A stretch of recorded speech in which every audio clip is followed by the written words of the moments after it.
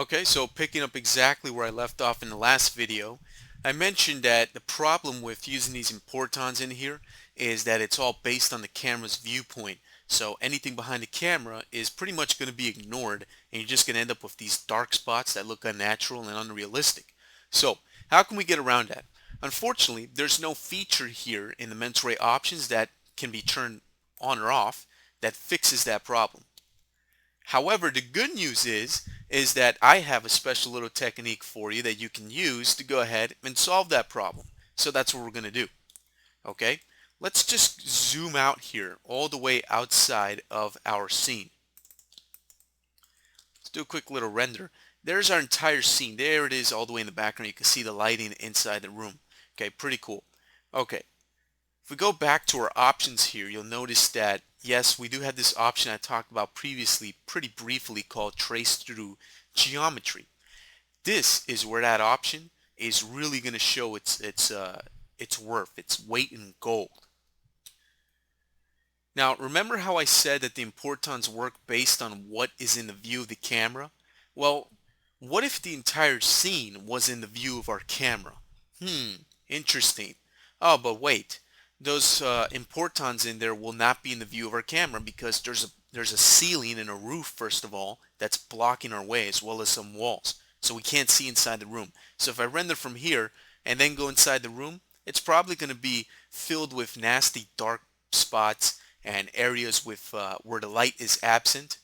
Not true. Let's turn rebuild on. Because of this option here called trace through geometry. Well, I take it back. Earlier I said there wasn't a magic option here that can fix the problem. Well, I guess this option here is the closest thing that you can get to that. So I take it back. Mental Ray has a cool little option here, trace through geometry, and I'll just go ahead and show you how you can use that in a pretty smart and tricky way to get around that limitation of the camera view dependency of the Importons. Okay, so basically, if the Importons can go through the objects in my scene, and I have all the objects in my scene right now in my sights, doesn't that mean that I can just go ahead and shoot the Importons from this view here and catch the entire scene and fill them up with Importons? Yes, of course it does. So let's go ahead and do that. I'm going to leave the diffuse bounces at 20, that's fine. And of course the trace through geometry, I have to have that turned on. So now with that option turned on and my density set at 1 and whatnot, I'm just going to go ahead and zoom in here. I want to zoom in as close as I can because remember that the Importons are based on the pixels that you're rendering out. So if I render out from all the way back here, the Importons are not going to be very good because it's a very small area to cover. But if I render out while I'm zoomed in closer, I'm going to be able to spread those Importons out pretty good. Alright, so with that done, rebuild option is turned on. Let me go ahead and do a render from out here. Emit the Importons there. Alright, so it's just wrapping up the photon calculation there. And it's rendering out, so here's a render from outside. Let's close that. Now I'm going to turn the rebuild option off. And let's go to our first camera viewpoint here, and let's do a render. And this is what we have. Looks pretty good, doesn't it? Pretty much looks exactly like what we had before when we were rendering inside the room. Now, let's do something else. Let's lock that down. Let's go to the second viewpoint here that I saved earlier, so we're looking behind the object. Now remember what happened earlier when we did this with the previous render test. We got that big dark area back here where there was no lighting. Now let's go ahead and render this again using this little technique, and voila, there you go. Now you have the Importons working on the back of the scene here. So basically our entire room is now, it has the best of both worlds. The Importons limited us by taking away our ability to render behind the camera or outside of the view of the camera. It benefited us by optimizing our global illumination photon map and reducing its size by a vast amount. And it also helps our global illumination effect by localizing the effect and making it look better overall. So it gave us something good, but it took away something good that global illumination has. But using this little trick, we were able to pretty much have our cake and eat it too. We were able to take all the benefits of Importons and pretty much disregard any of the downside or any of the negatives of using the Importons. So we have our cake and we ate it too.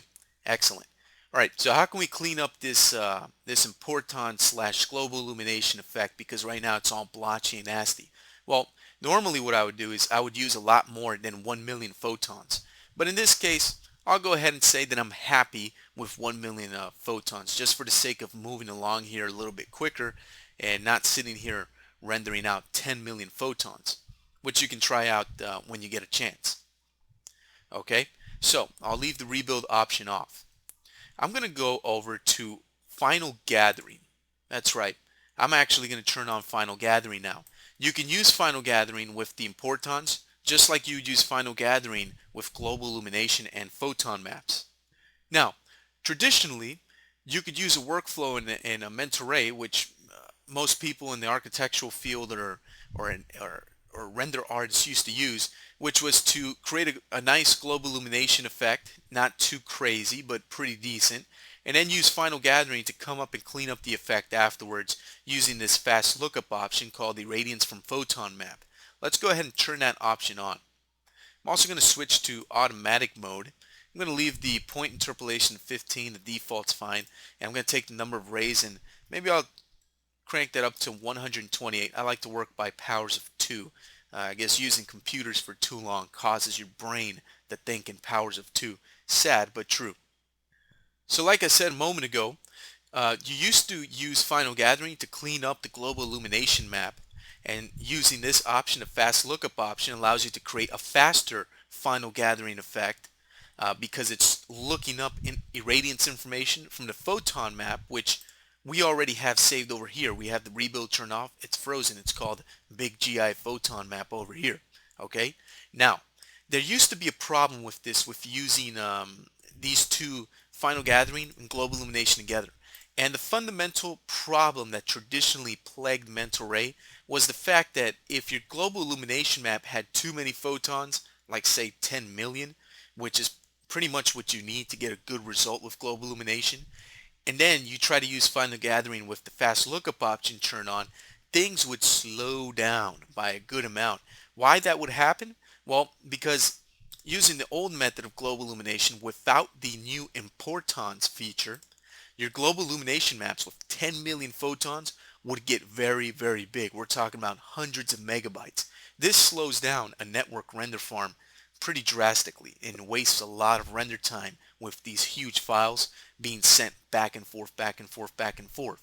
But now with Importons, you can take a 100 megabyte global illumination map and reduce it to 1 or 2 megabytes, which is ridiculous in a good way.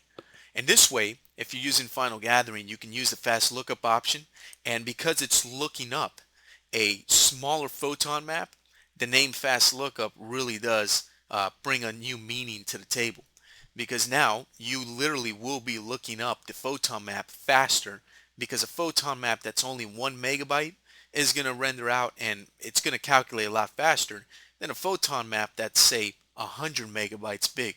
So that's a good thing. So now with that said, the Final Gathering settings set up here to do a quick little test render here. Let's go ahead and refresh this. There's our Final Gather fast lookup. You saw how fast the fast lookup was. It was almost instant. Just went pop, pop, pop, pop, pop. Finished real quick. And here's our Final Gathering points. Because it's using fast lookup, the Final Gathering is going by really, really fast, even though we're using 128 rays, which isn't really a super high number, but it's actually pretty high for a test render. And there we go. You can see how we have the nice detail here on the corners of the room here, which looks fantastic. We're getting some pretty nice detailed shadows and some very beautiful indirect illumination. And keep in mind, we're using some pretty low, mediocre settings. I mean, our GI is only set to an accuracy of 500, which really isn't too high. Okay, our photon globals here are using mainly the default settings. The only setting that I really changed and tweaked was the diffuse bounces, and the Final Gathering is using pretty low settings. Remember that with Final Gathering, the higher number of points that are interpolated, so the higher this number of points, these interpolation points, the lower quality or the lower accuracy the render is going to have. And of course, the lower number of rays, the faster you render, but the lower quality the Final Gather is going to be. However, using a point interpolation of default 15 and a number of rays pretty low at only 128, we were still able to get ourselves a pretty clean, nice render. I mean, look at that. That's actually pretty nice. Let me close that. Let me go to the other camera viewpoint here. Let's refresh that. You can see the final gather points are they're just racing. They're rendering out pretty fast here and rendering out at a very nice quality. So we have ourselves a nice combination of speed and quality here. So basically, let me just recap this real quick. The old method was to render with photon mapping and final gathering together, which render out pretty quick but not too quick.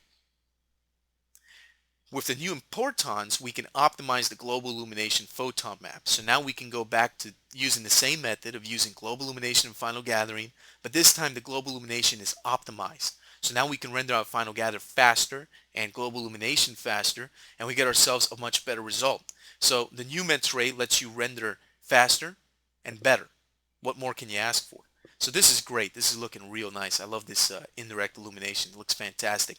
And these aren't even the highest quality settings, and this looks pretty good. The only thing I would have to do is go back to my render options and change the anti-aliasing. So this is excellent. Okay, so that'll help you to demystify the new Importons feature in the latest version of Mentor with exercise 7. Great feature. Take advantage of it as much as you possibly can. It's there for you. Use it. Make your renders go by faster. Help out your render farm. And happy rendering. That's going to do it for this video. I'll see you in the next one.